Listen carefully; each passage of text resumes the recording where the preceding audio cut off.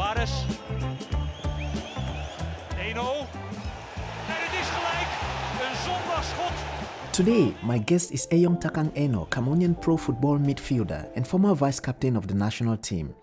Born and raised in the southwest region of Cameroon, EE is one of Cameroon's biggest football names. He became the first Cameroonian to ever play for Ajax. He's played on the world's biggest stages with the world's most famous names in football and is proud to identify as Christian. Eyong Enoh is an international public speaker, an intentional leader and relationship counselor. Today we sit down to talk everything from family, leadership, football and personal values. Zondagsschot van Eyong Enoh. I'm not defined by what I do. I'm defined by who I am. So You're not football defined is by what you do. Yes, I'm You're defined by who I am. Right. Yes. What's the difference? People's physical life have moved, but mentally they are still stuck in the previous stage. And they're thinking that life is going to go back the way it was. To the normal. So the question is, this kind of leadership going on, is it serving the people or killing the people? Serving the people? Is it protecting the people? I don't think it is. If we were protecting the people, we would not have the kind of incidents that we've had. And I know that we started talking about this in the very first call we had. And it was interesting that you shared that, because there was something you said to me. You said that the fame is for a purpose. And when you understand the purpose of the fame, then you now understand that the reason why you are at that top position is to be able to use that position and bring people back to your source and the light. And I say this because it doesn't relate just to people who are Christians, but whatever you stand for, that fame at that position is you bringing them back to the source.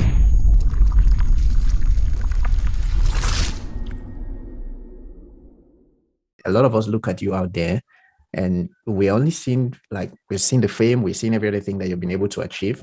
But what would you say has been like one of those worst moments where you looked at it and you felt like this might be the point where I have to quit or I have to take a break from the career? Well, honestly, I've never really had a time where I felt like it was the worst moment. I don't know, maybe when you are very optimistic and you're very positive minded, you try to see the positive in every situation. There was a period when there was some kind of recurrent injuries that I had, especially in the Africa Cup where we went to Equatorial Guinea. And I got injured in the first game. Whoa. And that was really a big blow for me because I'd really prepared for that Africa Cup intensely, and all the preparatory games to qualify, I played them and I was very excited. And after the experience in the World Cup, in the Africa Cup in Angola, 2010, which didn't go so well, we're knocked out by Egypt in the quarterfinals. Right. I always felt like I wanted to achieve something as far as the Africa Cup was concerned. So the one in Equatorial Guinea was kind of special to me.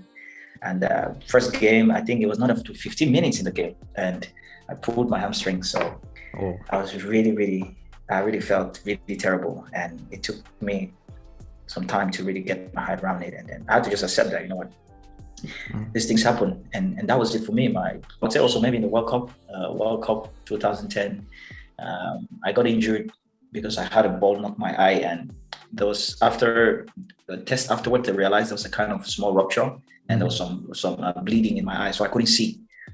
And that was also a big one for me because I was back in South Africa where I played before, and this game was this game. After this game, we had to play the third game in Cape Town, which was my home city, and that's where I left before I traveled. So, you know what? So those are just some moments that I can peak when I say like they were tough moments for me in my career. And also one of the 2012, I remember clearly. I had a small patella injury on my knee. That was the first time an injury put me out for over 3 to 4 months. And that was really quite tough for me. Also, I didn't know what it means to be injured for that long. But it's interesting that you're sharing like the instances where you had these different matches in different cities. And it's kind of, I think it's one of the things that a lot of us are also looking at you and we're wondering, you've had a pretty much like very good career, and it's difficult because we're in a time where there are two things involved. You'll be like, you can't have the success and you can't have the family. Like it's either you have the career success and it's so blinking out there, and then your family is totally in shambles. But you are one of those persons who has been able to, you've had it all. Like you've had the fame, you've had the success, you've had the family. But I wanted you to talk about like this. What would you say is that one straw or one of those things that you're doing back since that we on social media, or we who envy your fame, we who envy your relationship are not seeing when it comes to you keeping, managing between your career and managing your family as well. What's that thing that we are not seeing, that we're not able to see from outside perspective? Yeah, well, for me, I think I would say two very key important things, very good principles that help me. Number one is my relationship with God. And I'm sure for many people know that I'm very bold about my faith and my relationship with God. And just being a follower of Christ brings a certain level of humility to understand that there's nothing that we have which was not given to us. Yeah, but secondly, I would say some of the values also I got from home, growing the values of respect and the kind of family environment with my when parents. When you talk about home, do you mean from parents or from the society? Yes, or? From parents. Okay. From parents specifically, and for those who grew up in the English-speaking zone of Cameroon, where I come from, you will know that respect is a very important value, and I think that respect which you learn from home, and then the value of family gives you a very important edge when it comes to moving forward. So these two things are things which I had as a foundation before I ever came into the fame of football. So before the fame of football, I understood the value of family. The family is important. And that is why before I was ever known anywhere, I was already married. And a lot of people don't know that I got married very early, because I felt like if you want to choose a spouse when you've made it, it's more challenging. Yeah, and I know you talked about this in the very last call that we did, the very first call we had. Yes. I remember you said, when you shared a story, you said when you were starting out, and one of the things God told you was you need to find a partner to go with you on this journey.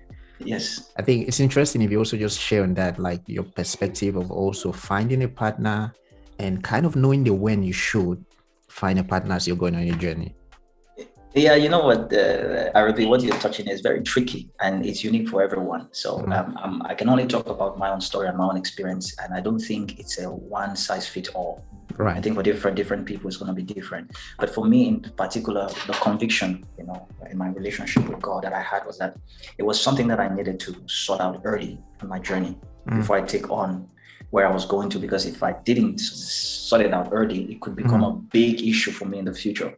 Right. So that was one of the reasons I did it, because I knew that I needed focus from the very foundation. I've always been someone who's very passionate about family, because I saw it in my home, and I took that along with me, knowing that family brings the kind of stability and focus around an individual. So once I had that in mind and I was already set. Let's talk about like the fame. So we see a lot, and I know that when it comes to Cameroon, we have this, like, you're one of those persons who, when we're talking about people who have been able to use their fame to preach their passion and to preach their virtues, like the gospel as well, what you stand for, you're one of those persons that Cameroonians look up to. I remember I was talking to someone, I think it's last 2 weeks ago, and just in our conversation, the person mentioned to you like a very good example of someone who has been able to use that position of fame to be able to preach what you stand for and to preach your Christian values as well.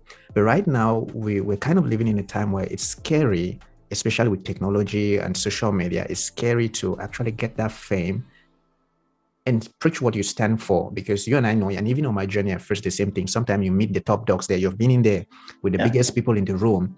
And when you get there, they're no longer interested about your values. They're interested about how you toe the line with them and how they want you to run. Yeah. But you have succeeded with that, like preaching your values. Even when you were vice captain at the national team, you're able to know what you stand for. And I think even Samuel Eto'o mentioned it in an interview. There was something, he called you pastor. I think it was something like that. What's that balance? How are you able to keep the balance, keeping that fame and keeping that being in there with the biggest people in the room and still maintaining and say, hey, this is what I stand for. I know your position. I know you're good out there, but this is also the value that I stand for. And this is what I bring to the table. How do you keep that balance? Well, I think the first thing is about identity. It's about knowing who you are. Right. So this is how, before I ever, got into football, playing at the top level, I've always, and I still believe that I'm not defined by what I do. I'm defined by who I am. So you're not defined by what you do. Yes, I'm defined by who I am. Yes. Right. What's the difference? So it's like when you see me and then you say, Enoh, the footballer. You're defining me by what I do, but that's not who I am. So you see someone say, Doctor this, and you're defining them by what they do, but that's not who they are. Many people know me as the footballer, as the preacher, as this, but that's not who I am. You have to be able to get to know the person close and then see them for yourself. So that identity was something I was so aware of. I've always known, I had a sense of identity that I'm a child of a king. Right. I'm royalty. So I respect the people around me. I respect their success, but I know who I am. So this helped me a lot in my journey as far as being myself. And another thing which for me was what the Lord helped me to know. For different people, it's different. Again, like I'm going to say, it's unique on some people. For me, one of the things that helped me is that when I showed up somewhere, I announced who I was immediately. Well, the very moment you get in there. No, I didn't wait for people to engage me and then you're just listening, and then before you realize you flow, and then you're still there. They're still trying to find out who you are. When I get somewhere, I already announced who I am. Right. So I announce it by my attitude. I announce it by my work ethic. First, I want to make sure my work ethic speaks louder than very important life. Very important. So if I'm going to be saying, no, I'm not going to go to the party, I'm going to go home. Before I say that, they have to see me busting myself on the field more than everyone. Yes. If I'm going to say that, then they have to see me come earlier than everyone at training. Mm-hmm. If they have to foresee that, then they have to see me after everyone is done at training. I'm still going to the gym to do extra work.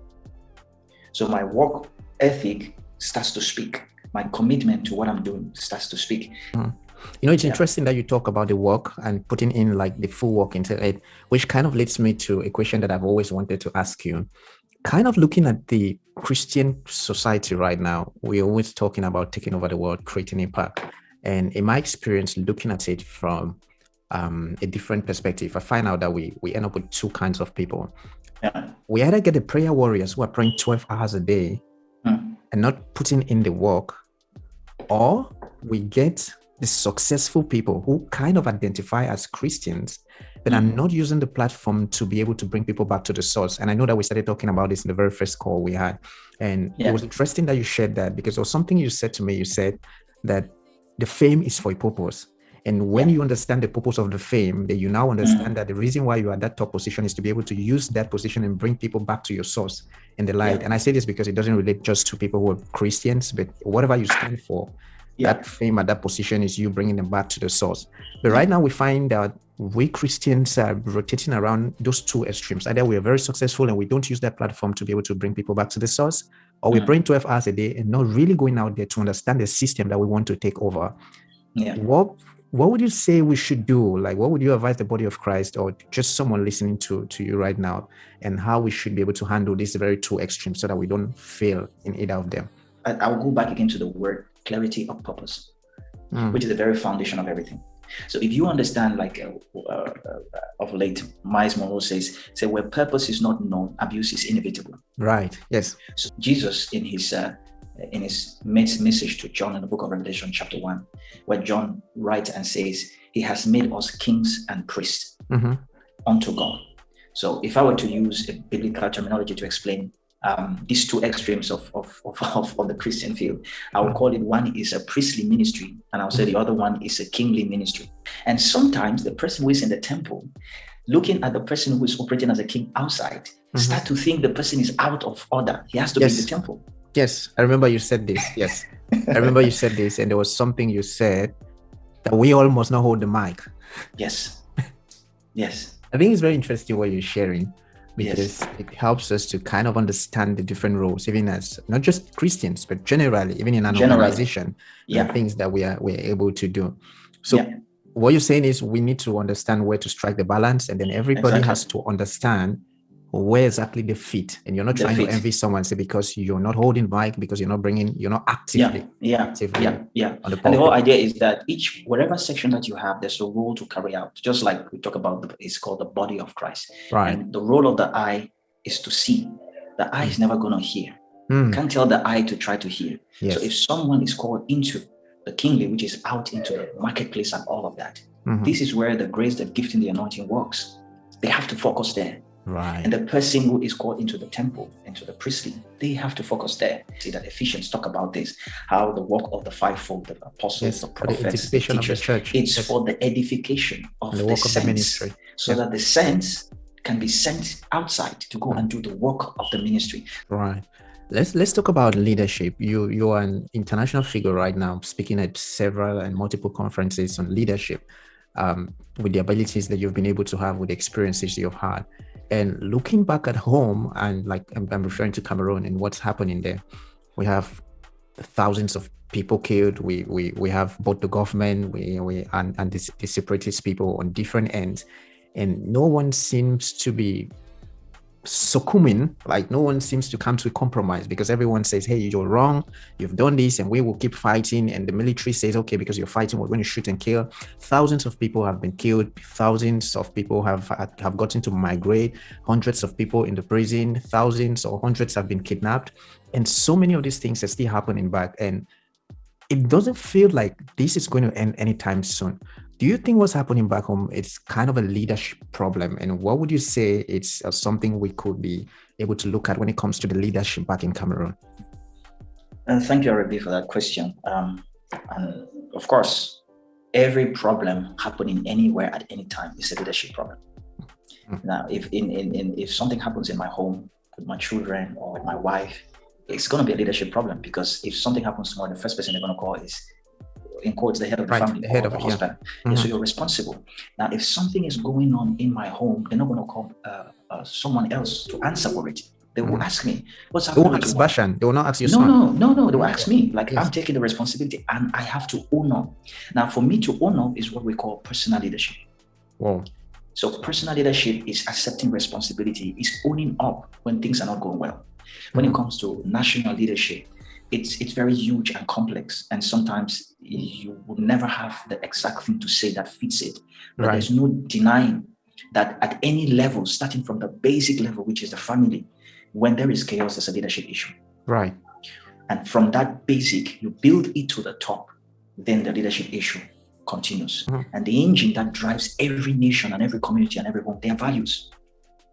It's values of respect. It's values of love. It's values of just having a conscience that beats for another human being. And I think these are the values that we have lost at every facet level. Yes, so there's no personal leadership at the moment, as far as when you have a prolonged issue for this number of years that we've had, when personal leadership is put back on the table and everyone begins to take stock and accountability of every action they have taken, then they'll see like we've not done anything, even though it's out there, but we've not made the right effort to make sure that, those who are really suffering. And when I talk about this, my heart really goes to those who are caught up in the middle. Yes. Because they are the ones who suffer most from these two extreme angles of power and of rulership. Yeah. They suffer most because they're the ones that will not be able to do their business, or the ones that will not be able to send their kids to school. They get in the crossfire. And I think if both leadership angles could consider the people first, whatever thing is going on, they will put it on a hold and say, you know what, the people we are here to, because leadership is about service. So the question is, this kind of leadership going on, is it serving the people or killing the people? Serving the people, is it protecting the people? I don't think it is. If we were protecting the people, we would not have the kind of incidents that we've had continuously. Let's talk about your time at the national team. You've been the vice captain. You've been there for several years. Do you think that looking at the national team, because I say this because I understand that we do have some other players who have expressed interest or have gone back or have left the national team and come back to do some work or to be able to support the team. But if you look at it on a general scale, most of the people who leave the national team never get that excitement to come back the moment they're leaving. Is this something that we, from the outside perspective, are not seeing, kind of the system and what's there? And what do you think it's happening? Like when we get players who leave, a lot of people are amazing. Like people like you guys, you've been out there, you've played with the best in the world, you've been in these clubs, and this experience can't be brought back home. And the result is that we keep losing these talents, we keep losing these investments, we keep losing people who should come back to build the football system back home. What do you think is happening with kind of the national team and getting back to make use of these talents that go out? Well, again, some of these questions you ask, Arrey, is like if I had a magic wand to make and then just give the answers as perfect as they are. But there's no perfect answer to this question, and I'm not going to try to give one. And we have seen how we've been able to harness top talents in different generations and the gaps that always lie in between, because we talk about the generation of the Roger Millers and after the generation of the Samuel Eto'os.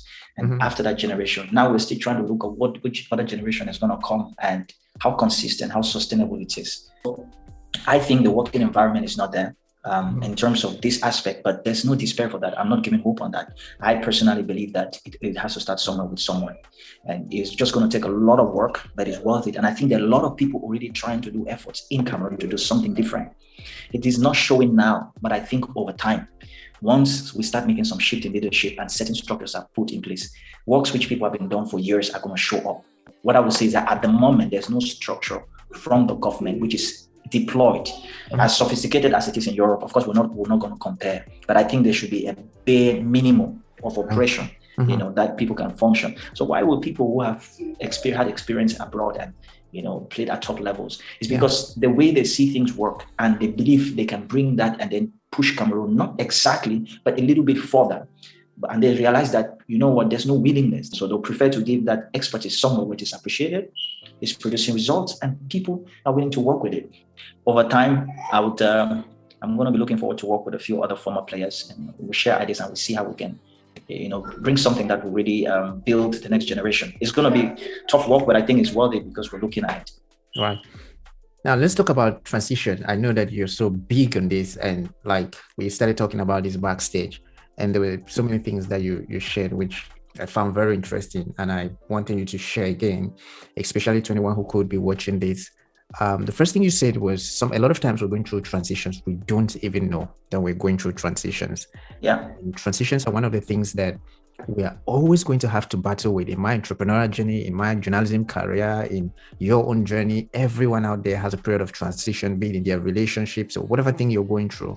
I know that you're working on quite a lot, publication, books, podcasts, which center around transition, because it's such a vast topic that we can't be able to just finish talking about it in one sitting. But I wanted you to share a little about transitions. What's that one thing which you think that for someone out there who might be going through a transition, it's so important you understand at this level, getting into a transition and getting to handle that process so that you don't break in the moment? Well, transition for me became a very big word when I found myself in the year 2018. I just finished my contract in Standard Liège in Belgium. Oh. And I was expecting to make a move to a club in the UK. I had many offers in different places, but I turned them down because I was looking at the family plan and how I wanted to be around the family. And it so happened that, the UK opportunities which were guaranteed, while I pursued them and turned off the other ones, the transfer windows were already closed. And at the end of the day, the UK deal didn't go through. Oh. And that was a big hit for me. And I for the first time, I was home without a club. So this is the moment, that first time in my whole very busy active football career, that I have to be home for over 3 months, just training and being home, training and being home. Now I've got time to begin to think deeper into things the last few years I couldn't think deeper on. Right. And the one word after this period that came to me was like, wow, that was just a transition that happened to me there. Being from a place where I was active with clubs, and then a sudden moment where I had no club. And this is something I wasn't used to. And now I have to make an adaptation to it. I have to make a switch. I'm going to be home with the kids, which I've never been this long around the kids. That's a whole adaptability. First, I have to adapt as a footballer. I have to adapt as a dad. I have to adapt as a husband. So this is when the word transition became very big for me. And I started asking myself, wow, I had no clue that this was real. And I would start to wonder how many more people are being hit by these different waves of transition. Right. And they have no clue that literally this is a transition. Yes. This is what they're going through. And then I said to myself, then I said, wow, so if one understands that life is a process of transitions upon transitions, then it helps you to identify when those different waves come. It gives you quick adaptability. It helps you to put your mind on what you need at that time to build your momentum to move to the next phase.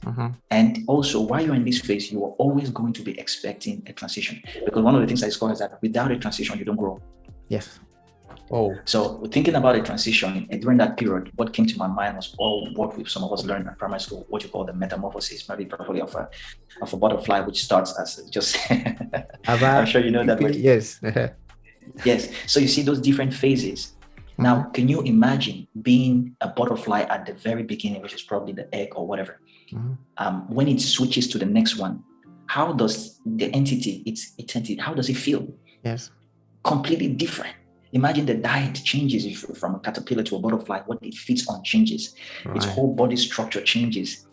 People's physical life have moved, but mentally they are still stuck in the previous stage. And they're thinking that life is going to go back the way it was. To the normal.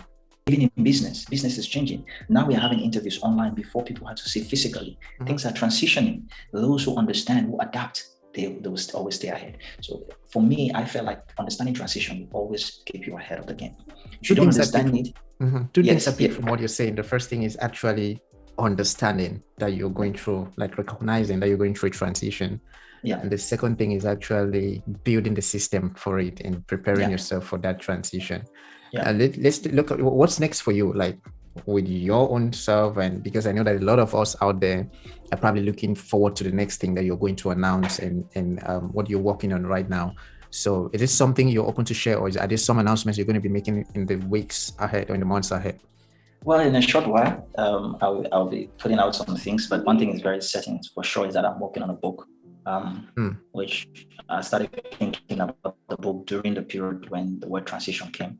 Right. And I thought about, during the transition period when it started, or when I became more aware of it, because I've been going through transition, but the word became stronger. One of the things that came to my mind was like a lot of players, once they are closing their career or after career, they do what you call an autobiography. And they put it out there. And I was like, is that what I would like to do? Of course, I know that my story has a lot of, interesting experiences which I could share, and it would really inspire a lot of young people. But again, I felt like, okay, after they read the story, what else? What next? So then I said, okay, I would want to do something that's different from what every other person is doing. And I wanted it to be more of an educational material than just an inspiring story. Yeah. So I wanted it to be an educational material, which would become a kind of system. So we're talking about system. Right. So then I was like, okay, I'm going to work on something that gathers my experience. And I'm going to put it in a format which is going to be a book to help upcoming footballers. It's going to help those who are still playing and probably those who want to make a transition. And because it's a book that talks with profession and talks with success, and talks with management, definitely it's something that anyone can read in different fields and pick up on its own nuggets, that can really help them. And I felt like for me as a footballer, there's a lot of focus on developing the talent and performing. But there's very few emphasis on educating the person himself. Wow. And I felt like I wanted to bring that angle as a football educator, not just as a football coach. On the coaching side of things, on the player versus the coaching side of things, any updates on that? Well, I felt like if I'm going to be a football educator, I've been in football for over 15 years plus, and I've been on the field. So I think doing a field coaching also complements the educational part. That's why personally I'm doing also a coaching license to have that different edge, because being a footballer on the field is completely different than being a coach outside. You have 3 other boys who are also coming up with football, incredible football talents, Bashan and the other 2. I'm curious to always ask, what is the thing that you want to instill into them, which you think that it's very necessary right now for the upbringing of a child? Like, so many youths are getting children, so many people are beginning to raise families, and you as someone out there who has had it all, you've had everything intact right up to this moment. What is the one thing that you instill in them, which you think people out there should be taking very keen note of? The training of a child, it is not what you tell them to do, it is in what they see you do. Right. Like you are literally training them by doing the things you're doing. So when they watch you, it is training them in their mind. And they're picking it up, and that's what they grow up with, consciously or unconsciously. And that's the first thing I believe. It's of eternal value to be able to expose that to them. That's the first value. That beyond everything, relationship with God is paramount. The second thing is finding what they like to do, finding something they're passionate about. Investing and then investing in it and nurturing it. As a young person, I got into football, but no one supported me. I didn't have no one in my family who went to hold your hand. Yes. Another thing is, everything you don't work for, you don't value it.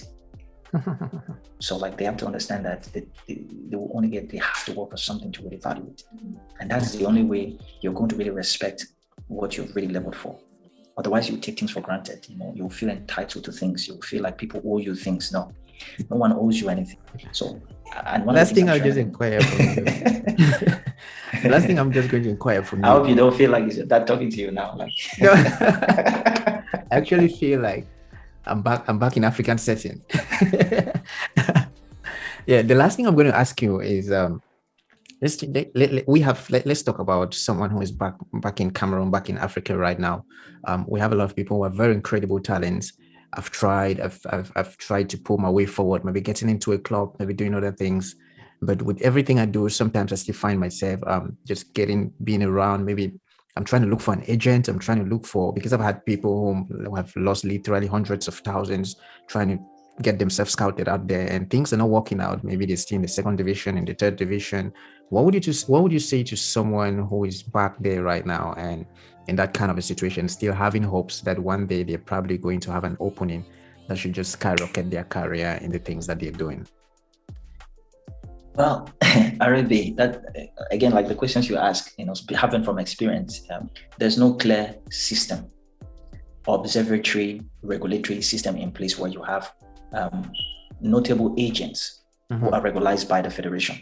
And every young aspiring person have to really sit down also and evaluate themselves. Like, it's not everyone that's going to play professional. So whatever plan, the first advice is that whatever desire and plan you have driving for football, always think of an alternative career path. Whoa. That is why I encourage education. Whoa. That's God didn't give nobody just one talent. He gave people several abilities. That one I did before. Yes, always think of an alternative career path, because you have more than one gift. Explore them. It's good to have the dream. Like, I think there's this quote, I don't remember exactly who said it. It's a dream like you would achieve it, but with the readiness that should it fail, you will keep moving. Oh. Go for football, but always think about an alternative career path. And the time that you're not training, what else can you do? And for those others who are getting scammed by agents and all of that, some of the agents, it's not like they're scamming. Sometimes the deal don't go through because it's quite tough to get a football club, especially from Africa. And not everyone is playing in the junior national team or the senior national team. And it is those levels that people are looking for. And how many players get to play in the national team? Not many. And then how many more want to travel? So where would they end up? Probably they'll end up in some areas where they're just going there to hustle or to struggle. And life is not exactly what they think it is. So my first advice is think about an alternative career path. The second is that before you engage with an agent, do some research. We've got internet, we've got a lot of information now out there. Call a few people that are knowledgeable that and ask them questions. I've seen people that have received invitation letter. There's no phone number, there's no website, and they believed it and they paid money. So these are some of the these are some of the list of things that you have to do. If you have traveled by any means to play professional football somewhere and you felt like you got stuck, there's no club, there's no deal, well, you have to begin to think about different opportunities. Like I said, football is not the only thing you can do. When you think that football is the only thing you can do, then you get stuck.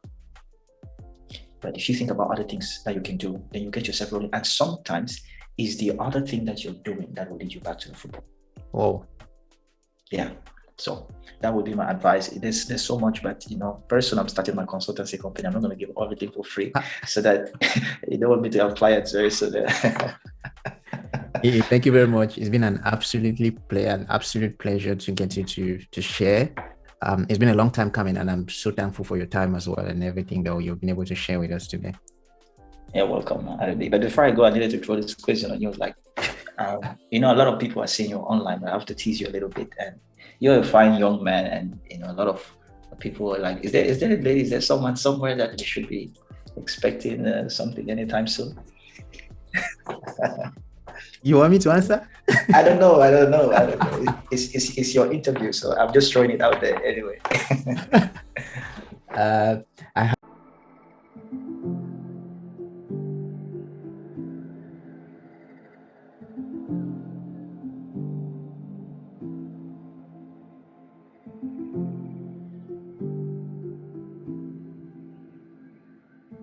Thank you very much. I appreciate your time. I'm so happy as well that we're able to do this. Yeah, man, it was a pleasure having this chat with you. So, thanks, man. Thanks for having me.